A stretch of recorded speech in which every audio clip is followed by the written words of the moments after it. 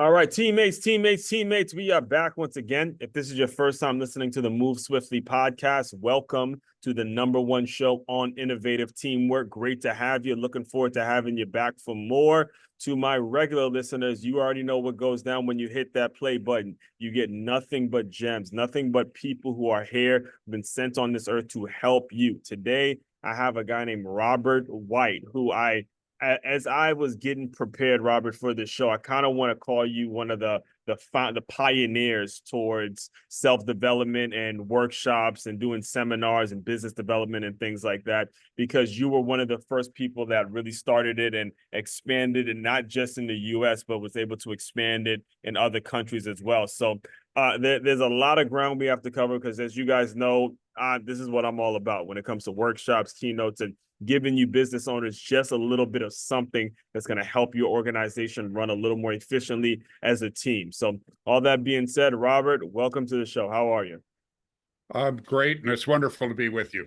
Yes, and like I said, I could have made that intro very, very long because you have a slew of things that you've accomplished in your life. And people can look you up now and they could think that, hey, you have made it, you're successful. I believe you retired at age 46, but I want to take you back to the beginning because I heard you say on a previous show that growing up, one of your main motivating factors was just getting out of the situation that you were in. So, for someone to actually say that, I want to hear a little bit more. I want to at least give you the opportunity to speak a little bit about your background, your upbringing, and what made things so difficult, what made things so tough that made it so you obviously develop your thick skin now, but what made it so you really wanted to just get out and start something new?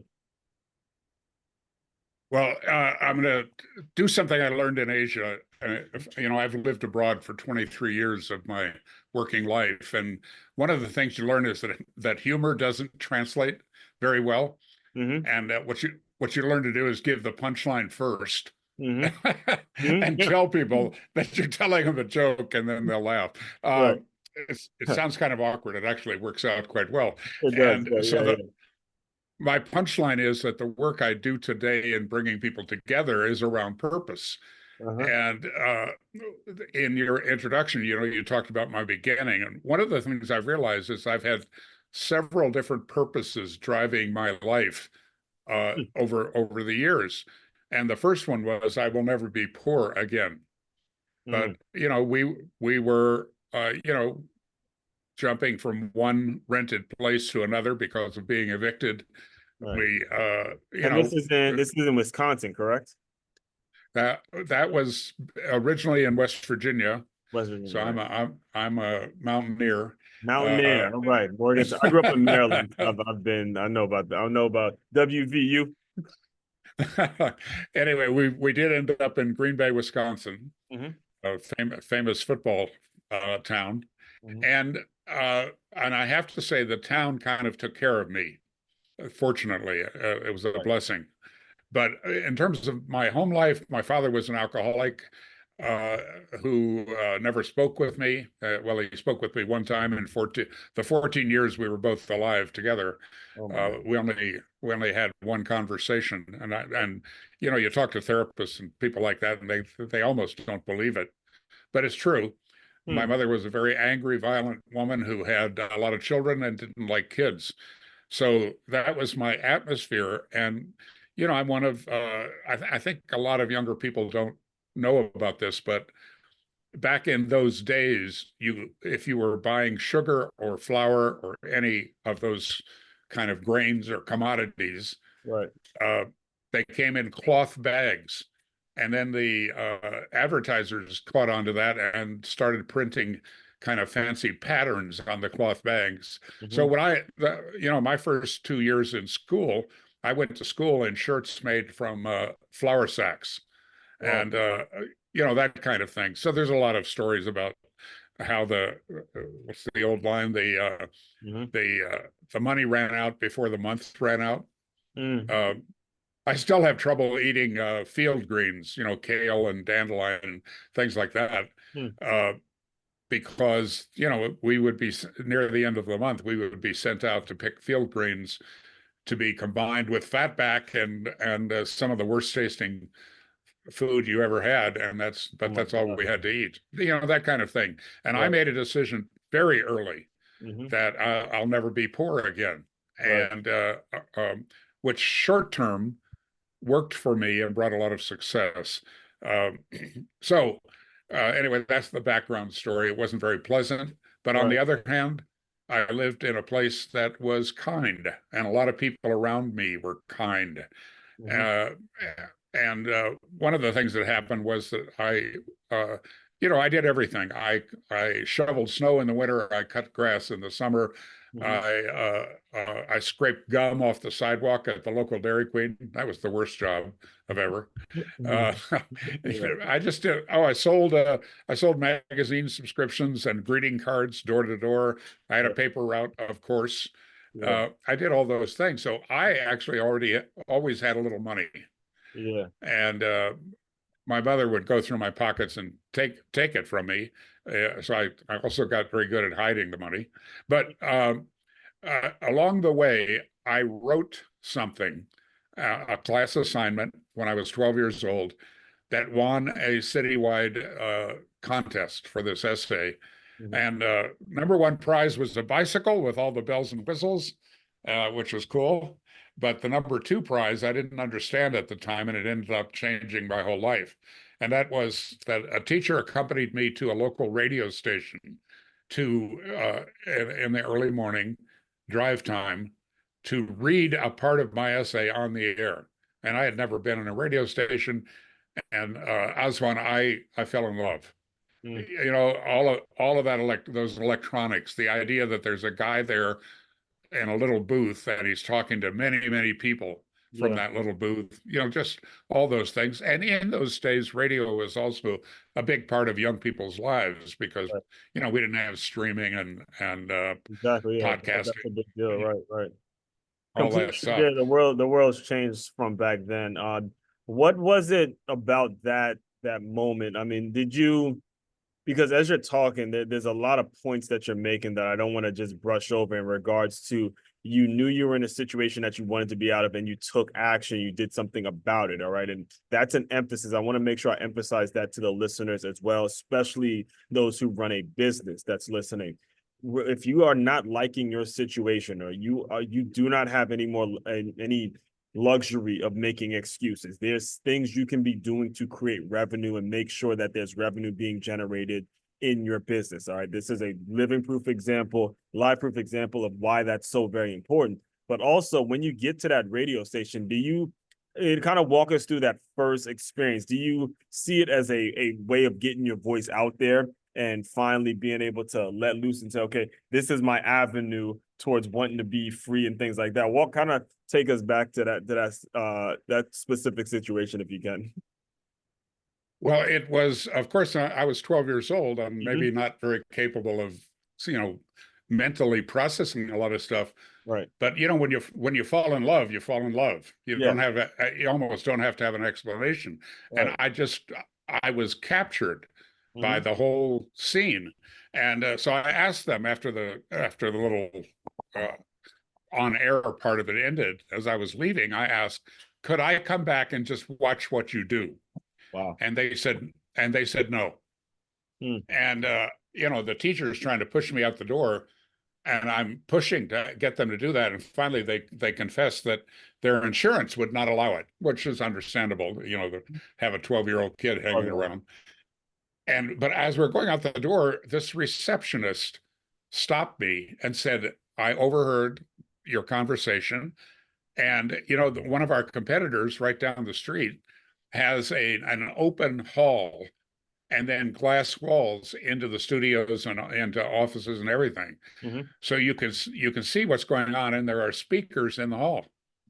Mm. So as one, I spent Saturdays for 2 years, Hmm. almost every Saturday, I spent hanging out in that hall Hmm. and watching what was going on in the control rooms, in the announcer's booth, in the marketing department, in the place where they stored all of the music, Hmm. and the administration of this radio station. And at 14, I'm in school. I get called out of class. That famous trip to the principal's office. Right. So Yeah. I figured I was in big trouble. I was not. Mhm. Uh, and uh,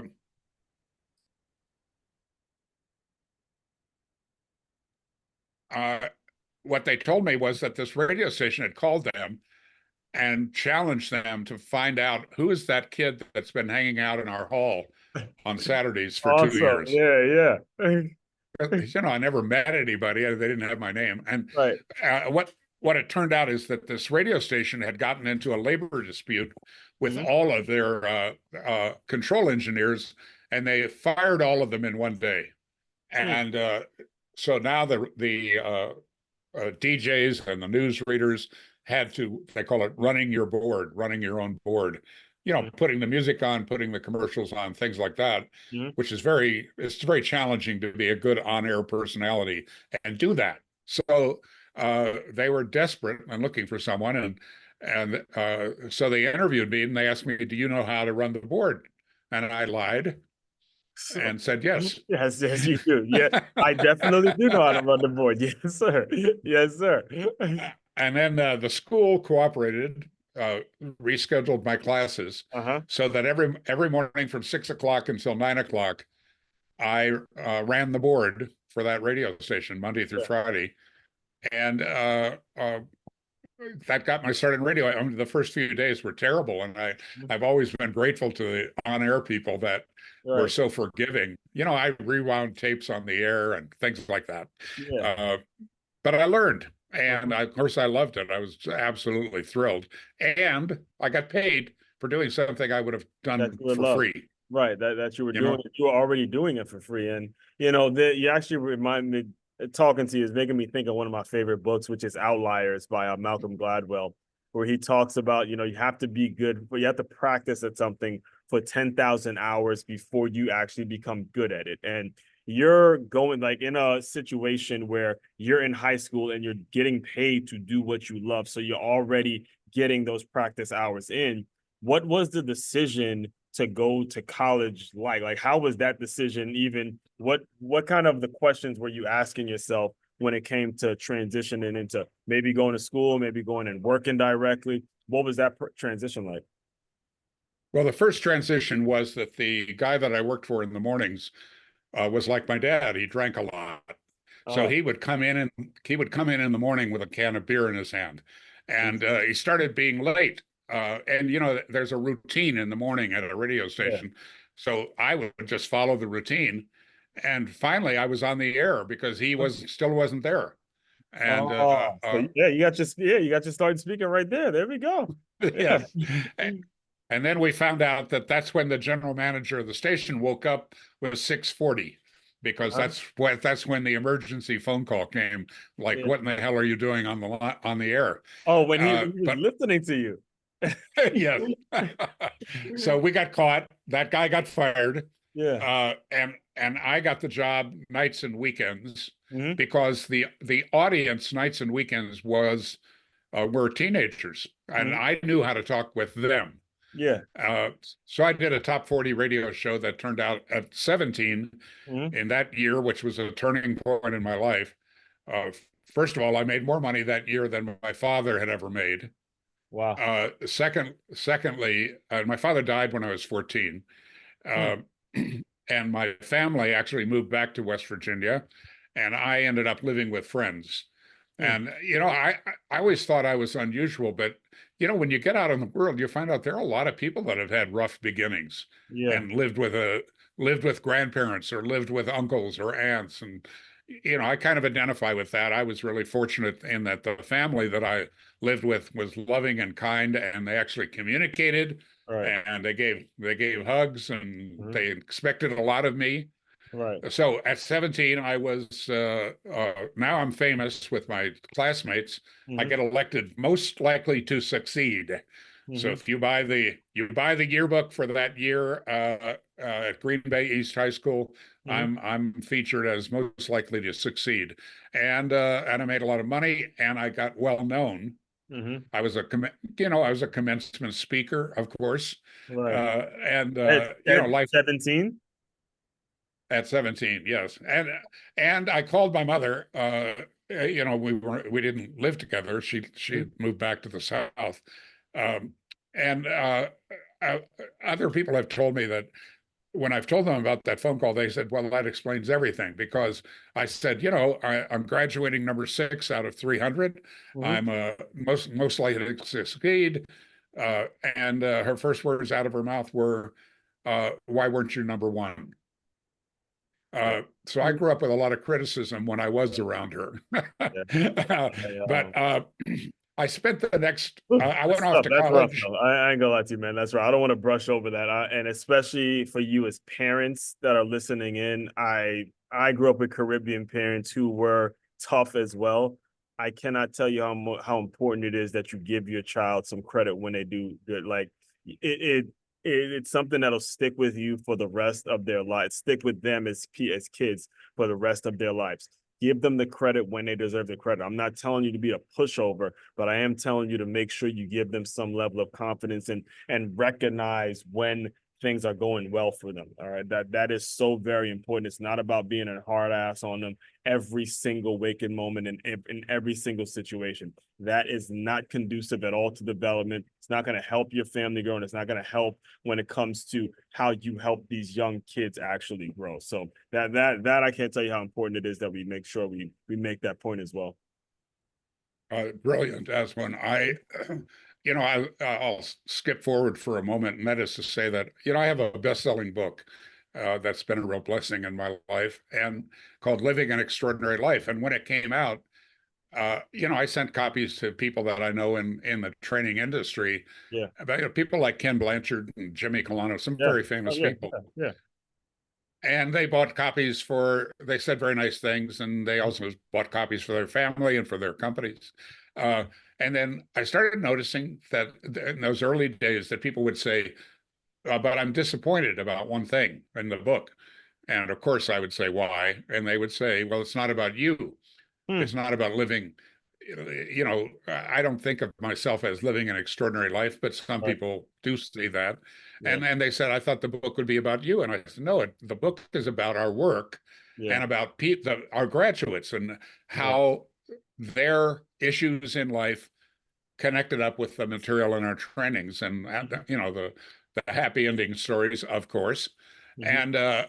And that's the value. I think that's why it sold well, Mhm. because people can identify with it. And what I didn't share for years Mhm. was that there is one chapter that is about me. It just doesn't say that. Right. And the chapter it's in the broader category, is about beliefs, what we believe, what we come to believe. And the researchers say that somewhere over 90% of our beliefs are subconscious. Mhm. We have beliefs about men and women, we have beliefs about money, beliefs about work, beliefs Right. about sport, beliefs about relationships, all kinds of things. And they function as kind of a shorthand, or like a computer program Mhm. running all the time in the background. And So the section was on beliefs, and there's a little chapter that says that the number one disempowering, dysfunctional belief is, I am not enough. Yeah. And that's what you were referring to. Yeah. We Exactly. form those, we form most of our beliefs before we're 8 years old, Mhm. and then they do or they don't get reinforced. But Right. that I am not enough belief, that's what we do to our kids.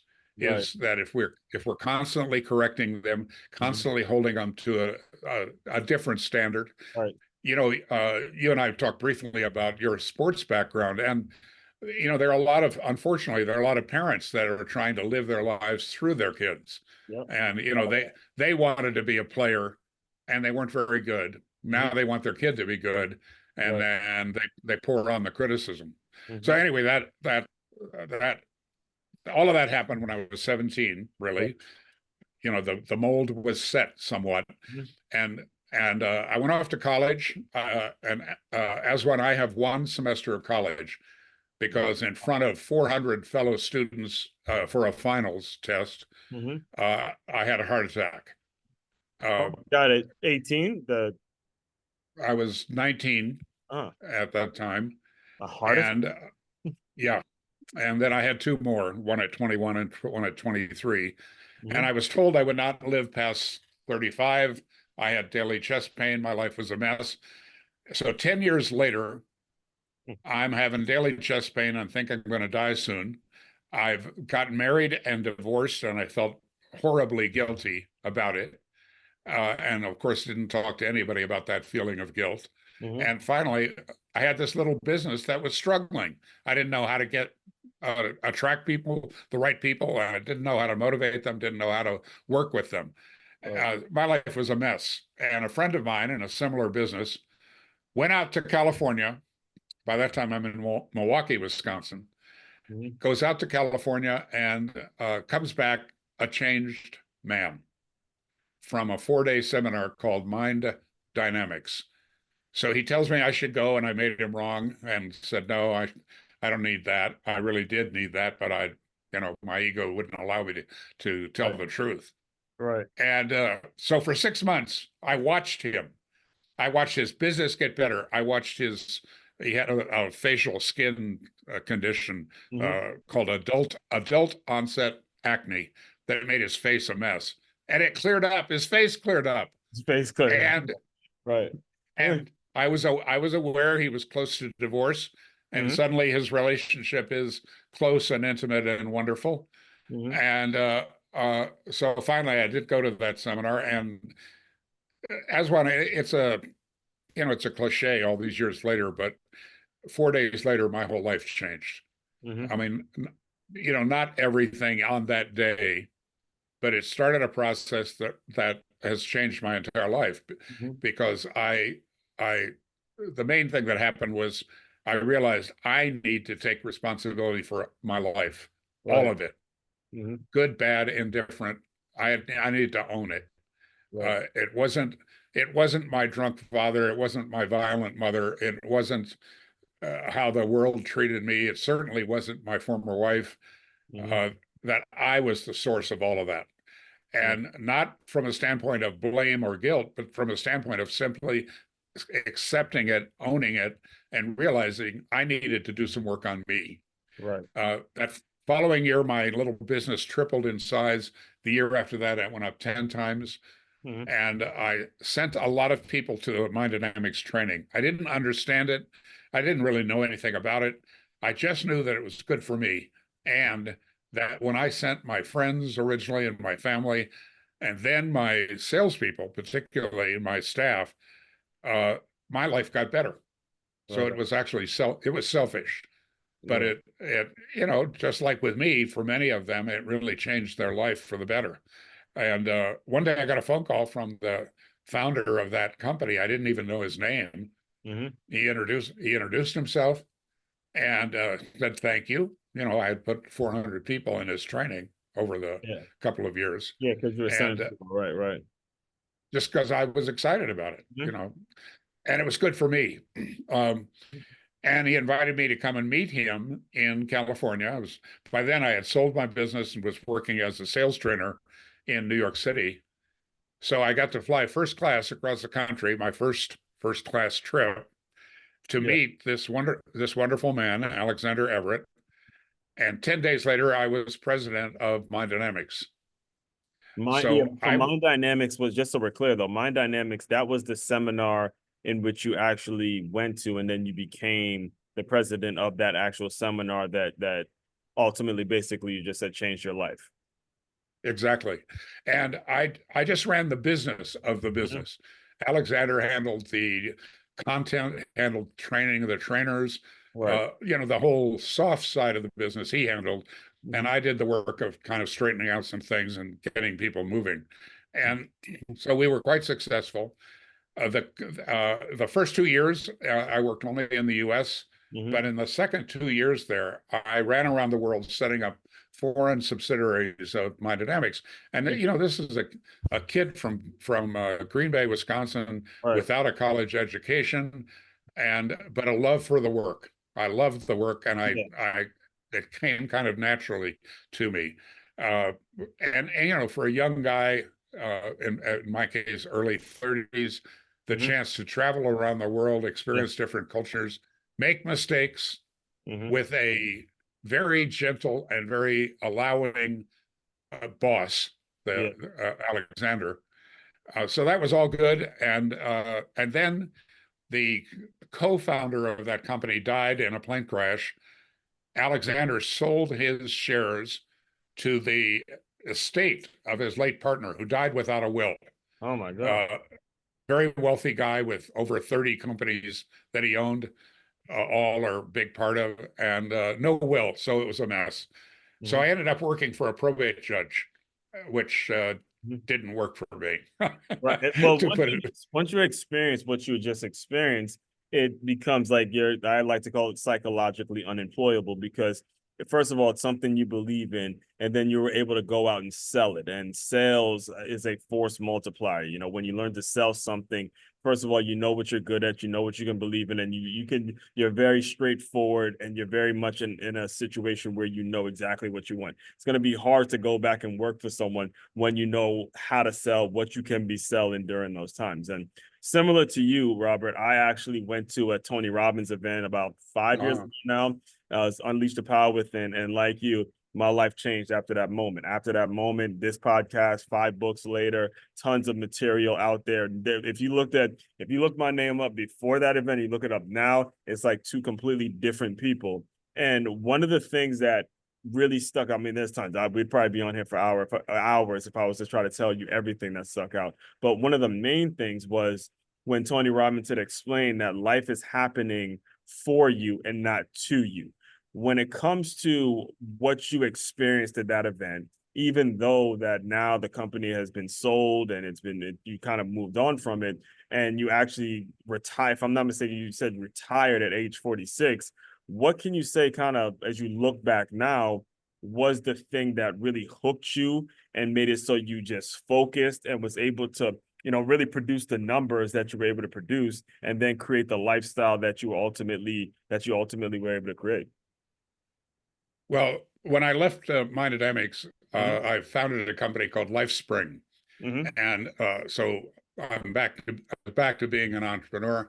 And several people from Mindedemics joined me, and pretty soon we had trainings going in San Francisco, in Chicago, and in Portland, Oregon, and uh, uh, and I quit. I And what quit my own company. you quit. Yeah, all right, perfect. Yeah, this is actually a great point too, because when you are an entrepreneur, you do have to know when to fire yourself. You do have to know when it's time to Yes. let folks run the business the way it needs to be run. You can't be building it and expect to be the person, the face of it, and do everything. You have to have it in your mind when it's going to be time for you to move on. So yeah, please, yeah, go ahead, share. Well, we could do an entire program Yes, as yeah. one, and maybe we should, on Mm-hmm. what I learned from that, because what I learned from that is what I do now. But what I realized is that when I worked for Mindedemics, there was a part of running the business that I was unaware of. You know, the Buddhists have this, the Zen Buddhists have this expression that fish don't describe water very well. Whatever you're living in, Mm-hmm. you think that's reality, but quite often you see very little of reality. Mm-hmm. And the reality that I didn't see was that there was something called the organization's purpose, its vision, and its values Mm-hmm. that I took for granted because Alexander handled all of that without talking about it. He Uh, just, he was the example of yeah, living a life of purpose, of vision, and values. yeah, And I enjoyed that, and everybody in Mind Dynamics enjoyed it. It's why we grew so rapidly. yeah, And so when I started LifeSpring, I made an assumption that it would be the same, and it wasn't. yeah. And I found out my early hires, my partners, in effect, Mm-hmm. were not aligned with me around purpose, vision, and values. And that made everything miserable. Right. It just didn't work. It didn't work. I mean, we grew in revenue and profit, but it didn't feel good. So I quit. I sold the company to my staff for nothing down and forever to pay, and I had put every penny that I had into that company. I self-funded it, and so now I'm broke. I've got children to take care of. I've got a mortgage. I've got life, Yeah. and I'm broke, and I'm unemployable, Yeah. perhaps. Eventually, you've already sold what you can sell, but now you don't have it in liquid. So Now it's like, you gotta gotta figure something out, man. Every single entrepreneur, listen, if you are really wanting to be in business for yourself, these times are gonna come. These times are gonna come. This is why I have this show. This is why I bring the people I bring on this show. These times will come. Do not quit. All right, we're here talking you through it. I've lost everything, just like, I mean, car repossessed everything. I know the feeling, but it's a matter of you cannot quit. You cannot quit. You cannot quit. Well, and you can, even though I was kind of unconscious about it, what you Mhm. can do is to take a look and do a self inventory and do something that you're good at. Mhm. And what I was good at was I love these trainings. And I had, and by the way, by that time I had gone through the Mind Dynamics trainer course. I started to understand the work, not Yeah. just its impact, but how to make that impact work. Right. And during that period, when I was running around the world setting up these companies, I said no to one country, and that was Japan. And now they found out that I had sold LifeSpring. Mhm. So they contacted me and they offered me the opportunity to come to Japan for 3 months, and they would pay me for 1 year. Wow. You know, in effect, I'd do a data dump Yeah. and teach them how to do this thing and then leave, and they do the rest. And but they would keep paying me, and it sounded like a good idea to me as one. Right. Right. Sounds like a good idea to me too. So I went to Japan for 3 months, and I ended up staying the first time for 12 years. So I built a company called Arc International. We had Wait a minute. 15. So you go for 3 months and you ended up staying there for 12 years. Is that Yeah, correctly? I I still do not teach planning. You know, I'm an opportunist. You know, I Yeah, jump at yeah. opportunity. And I mean, we struggled in the early days. I slept on somebody's couch for 8 months. I had to Mhm. send my children back to the U.S. You know, it was tough, Right. but we ended up with 15 training centers in 7 countries. We became the largest training organization in Asia, 240 full-time people, Mhm. another 50 or 60 contract trainers, and hugely successful, which Now, led what was the to role of these trainers? What was their uh, like day to day? a series of programs that Mhm. kind of started with the mind dynamics idea, but then extended it to being a higher impact for leaders, Mhm. leaders in your family, leaders in your companies, leaders in your communities, Mhm. and so we had a full curriculum for that, Okay. and so that led to those two companies, LifeSpring and Arc, uh, have graduated over 1,300,000 people, Mhm. and so that's my main claim to fame is I finally made all that work, Right. and that led to the falling in love, That's and gonna happen every once in a while. that can happen, and it happened to me, and I moved back to the U.S. with my new wife and semi-retired Mhm. to Aspen, Colorado. I built a 14,500 square foot home on 76 acres just outside of Aspen. I Wow. skied 80 days a year. I traveled with the late John Denver, and was on 6 nonprofit boards. And I had two more children, Mhm. birth children, and two adopted children, special needs kids. So I was busy and disconnected from my business, but I had an incredible experience for 12 years in Aspen, and lost control of my company. Hmm. So I lost $30 million, and the love of my life left me for a lawyer. Oh So my. it knocked me So on wait a my minute. Yeah, butt. I'm trying to, and hopefully I'm not bringing back too many bad memories when I ask this. But when it comes to, because I just turned 35, right? And for you to have retired at 46, that means you were around my age when you got this opportunity in Japan. You built it, and then you come back, pretty much retired. You have all the money, you have everything pretty much set. And then, basically what I'm hearing is now it just comes crashing down. Everything crashed. Oh Uh, man, the yeah, you've the you've top been through it. Yeah, that's crazy.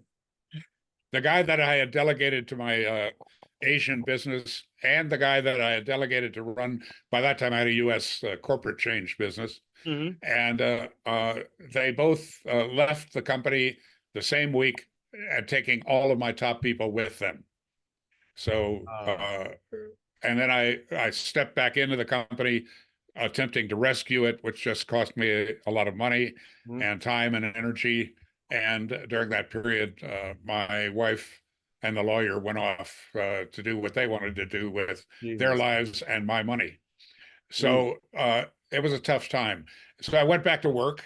I wrote the book that I mentioned earlier, and that's turned out very well. I work with other people like me. It's surprising how similar my story is with the people that I work. I work with business owners primarily, Mm-hmm. and on how to bring their teams together with a foundation of Right. knowing their purpose, knowing their vision, knowing their values, and being aligned and focused and committed Mm-hmm. to all of that. So building a foundation, you Right. know, all of my clients know more about their business than I do. Mm-hmm.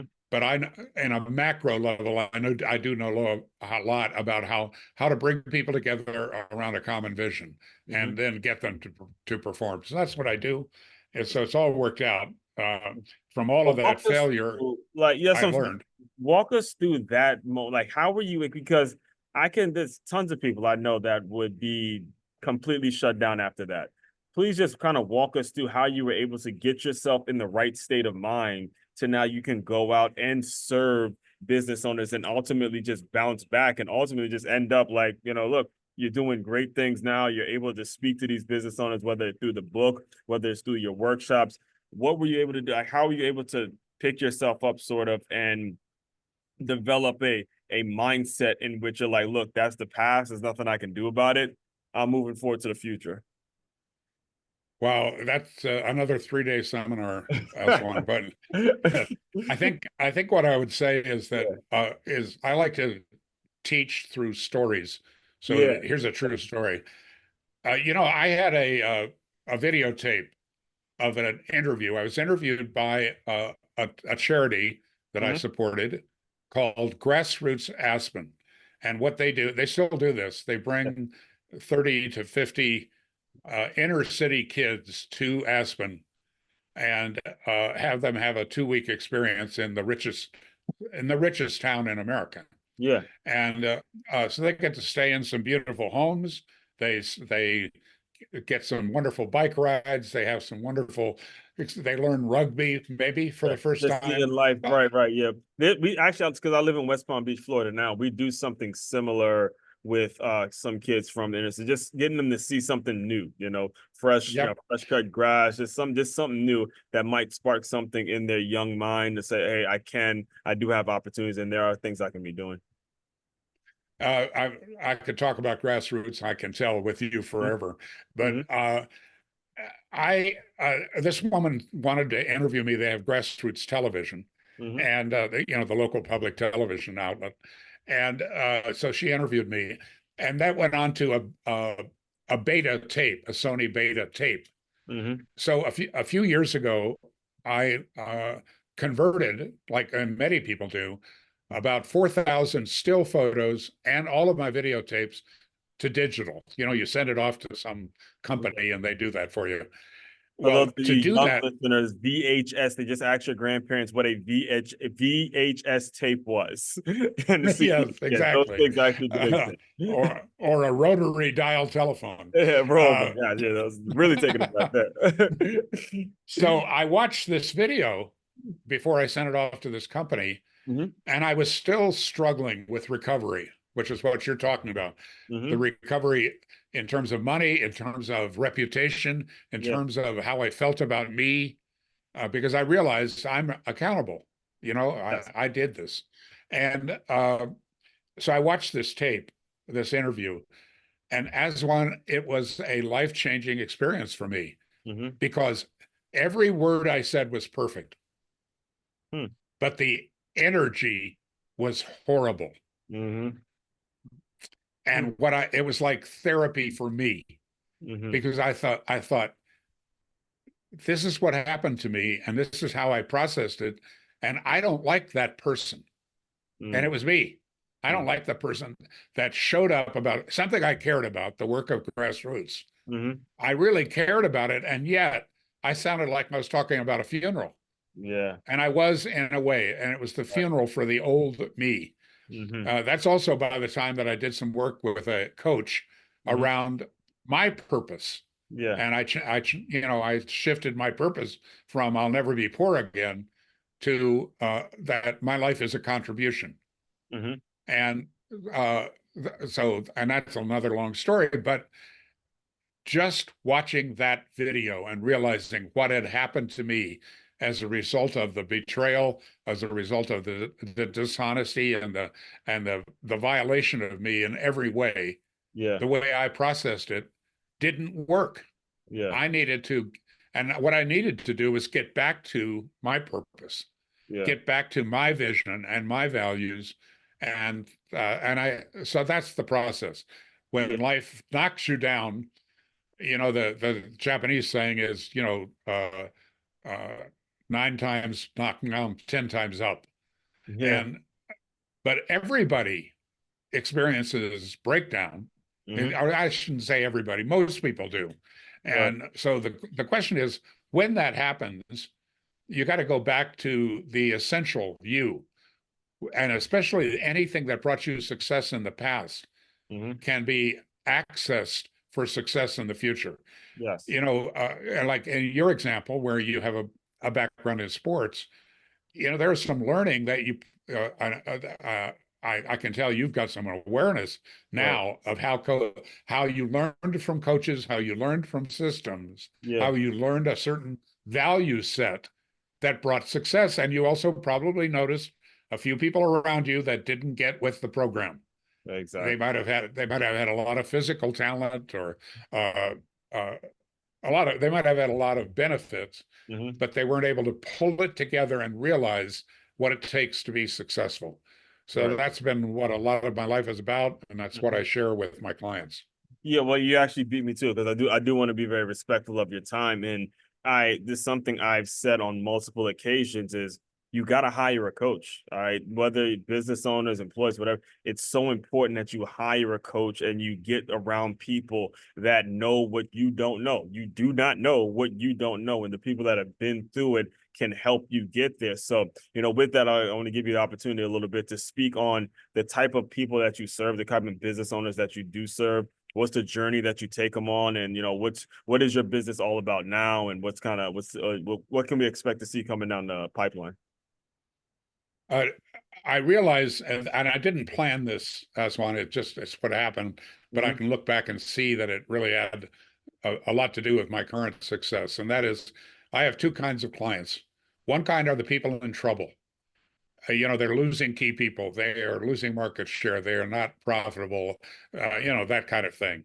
Mm-hmm. And they're miserable, and they're staying up late, and they're playing online poker at 2 a.m. and Yeah. or surfing the web, and they're Right. drinking or using drugs. And again, I've been there. Mm-hmm. I went through that. Yeah. So people in trouble, that's my first group of clients. My bigger group are people that are doing pretty well. And what they're looking for is, first of all, they're looking for more personal time. Mm-hmm. Uh, they're looking for more ease, for more peace of mind. Mm-hmm. Running their company, uh, their limitations are starting to show up a little bit, and particularly in the team around them. Mm-hmm. And suddenly, Harvard Business School study says uh, that small and medium-sized business people generally spend 80% of their time on people problems. People, That's a people's fact. people's drama being brought to them. So, what I do with either of those groups of people is the same thing: is I bring the team together, Mm-hmm. and I'm capable of truth telling Mm-hmm. with the team. Most owners have trouble with that because they got to work with these people every day. And, they're either trying to be nice to them, or they're trying to mirror their father, or son, they don't know how to lead, really.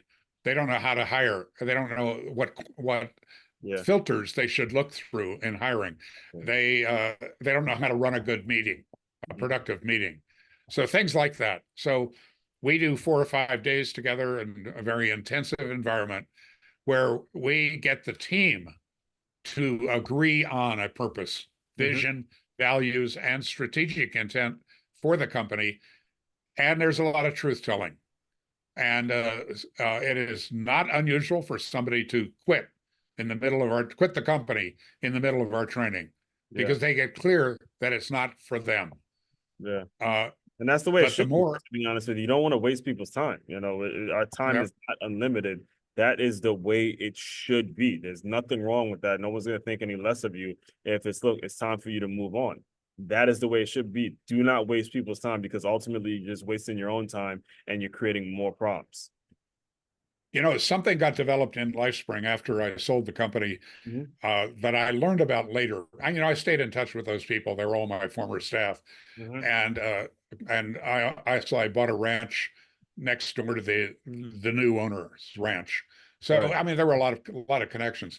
And one of the things they did that I hadn't done as successfully as they did was the crucial people in the company, and maybe you can see this from your sports background. Mhm. The really important people in the company held each other accountable. Yeah. The boss did not have to do it. Yeah. And I've heard this a lot, that what happens in the locker room is Stay just on the as line. Right. important as what happens on the field. Yeah. And the people in LifeSpring that I actually, many of them ended up quitting LifeSpring and coming to work for me. Mhm. And what I learned that they had learned Yeah. was how to hold each other accountable. Exactly. And so that's one of the things we work on in our trainings and in our follow-up work and coaching with people, is how to hold each other accountable instead of it being top down. Most owners take on way too much. They work so hard, they work so many hours.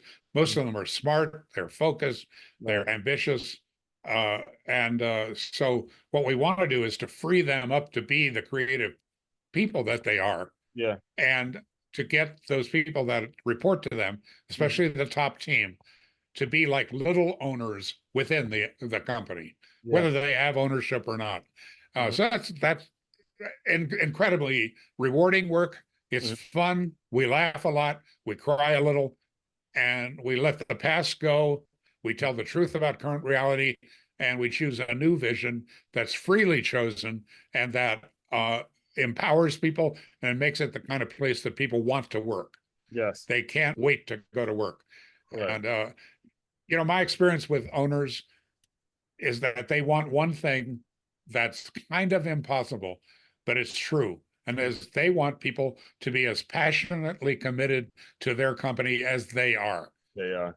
You know, And the some of truth them about that expect is, that. Yeah, they expect that, and they are mistaken. Very it's much a it, mistaken. Yes. it's an unrealistic expectation. Mhm. However, if you work on these foundational principles, Mhm. what you do is you get people that really understand that Mhm. where they are, the opportunity that they have to Right. build something together. There's nothing like building something. Again, that sports metaphor. Mhm. When you do something together, you set a goal and you accomplish it together, the Mhm. trust that gets built, the relationships that get built, it's Right. like nothing else on the planet that I know of for Exactly. bringing joy and happiness and money. Mhm. Uh, the way to do it is to come together, trust each other, tell the truth rigorously, and be about your work. Yeah. So that's my goal. So, what is the best way for people to reach out if they're interested in talking to you, or becoming a client and stuff like that? Where do you send people? Well, everything starts with a relationship. Mhm. And my way of doing that is I have a free weekly newsletter called An Extraordinary Minute. I've been doing it for 15 years. And Huh. How it's often does it it's come an out? idea once a week, every Wednesday morning for 15 years. 15 Once again, years. you go. It's free, Uh-huh. and it's the structure is it's an idea. It's something that I've heard from someone else, or Yeah. a video that I watched, a seminar that I've attended, something that I've read, and then my comments on it, all designed to be read in 1 minute or less. Mm-hmm. And but it opens up something, an idea for people. And Right. then if they want to explore it further, they can do that with me or with Tony Robbins or with someone else. But uh, I do that. And I've also written and rewritten and edited and rewritten a 28-page PDF that I offer to people free Mm-hmm. about success. And it gives you a chance to learn what I've learned over the years. And it's also shareable. It's not protected except by copyright. Right. But you can share it with your team, you can share it with your family, and that comes along with the registration for the weekly event. So that's at extraordinarypeople.com Okay. uh, on the web, extraordinarypeople.com. And you Yep. can navigate around and find out stuff about what I'm up to and how I think. And, Mhm. if you receive that weekly email and want to connect up with me, all you have to do is hit reply. I I answer every email, well, not everyone, but most of them, Mhm. and set up a phone call and we'll chat. Right. So And that's where I am. we'll make sure we include all that in the show notes as well. So if you're driving, don't feel like you got to stop and write it down. As all you're gonna have to do is just click the link and it'll take you wherever you need to take or wherever you need to go. So all that being said, Robert, the way I close out all the shows is I want you to use your imagination a little bit. You are back in Wisconsin, you're shoveling snow, you have your paper route, you're doing everything, you're selling, you finally found your radio gig. There's all sorts of things you're doing. Pretend that young 14-year-old kid has come into the Zoom room. Give him some words of encouragement and we'll officially close. I think the biggest empowering belief that I know of is that whether you ascribe this to God or to the stars or the moon or the day you were born or the lines on your hand, there's a lot of different systems for thinking. But I strongly believe we were all put here for a specific purpose, and realizing what that purpose is for your life is the journey that pays the highest benefits. Mm-hmm. You know, the kid that goes out and shoots baskets for 3 hours and it's dark. Listen to that voice inside that's motivating that. Mm-hmm. The kid that reads their way. I had a knee disease that caused me to be in a full leg cast for 3 of 4 summers as a teenager. I read my way through the biographies section at the local public library, Mm-hmm. biographies of famous people and how they accomplished it. Uh, Right. but right away, and then later in working with my friend John Denver, he once said that he said, "I don't know if you've thought about it, Robert, but everything for you revolves around your voice. The Mm-hmm. early days in radio, the training, the just everything. Mm-hmm. It all revolved around using my voice. Right. So figure out what your strength is, your core competence, the thing that you're naturally drawn to and that you're good at, and leverage it like crazy. Uh, you know, uh, Look, I have a friend, a dear friend, and he happens to be divorced. He had a daughter who I'm going to guess at that time was 11 or 12 years old. Mm-hmm. And he's complaining to me that she's very committed to gymnastics. And she was number 2 in the state of Colorado at that time in her age group. But it's expensive. The lessons with the Russian trainers, the little costumes they wear are so expensive. And Yeah, then there are it is. trips all over the place, trips to compete. And Mm-hmm. so he's complaining about the cost and how he thinks his ex-wife should pay more, blah, blah, blah. And by the way, she's spending 4 hours a day in gymnastics. So she has this crazy school schedule. She's only in school 3.5 hours a day. And Mm-hmm. I worry about her future. They're running that racket on. And what I said to him that had an impact was I said, his name is Massimo. I said, Mas, what she's learning in gymnastics about goal setting, about commitment, about getting through pain, Mm-hmm. about working with others, about taking coaching, I promise you that's more valuable than anything she could learn in school. Yes. Well, she's a National Merit Scholar today. Mm-hmm. She tore up her knee and had to stop competitive gymnastics. Right. Uh, she's now a coach part time, you know, in her senior year of high school. Right. Wonderful young woman. And she knows how to set goals. She knows how to work with others. She knows Exactly. how to take coaching. She knows about discipline. She knows about nutrition. She knows about getting enough sleep. You know, Exactly. all those Exactly. things you know from your career. Exactly. Uh, Exactly. and so I would say, if you're that younger person, realize that you're here for a purpose, Yeah. that God intended for you to accomplish something, and that your job is to find out what that is, to try things, to take action, that get off of your phone, get off of video games, get off of goofing around, go find out where your talent is Yeah. and start using it. Right. And it's a phrase for you regular listeners that you've heard on multiple occasions on the show. If it's your first time tuning in, just get used to hearing that the two most important days of your life are the day you were born and the day that you figure out why. All right. So figure out that why. There's no date to it. There's no, just simply figure out why. So all that being Yep. said, fellow teammates, continue to move swiftly.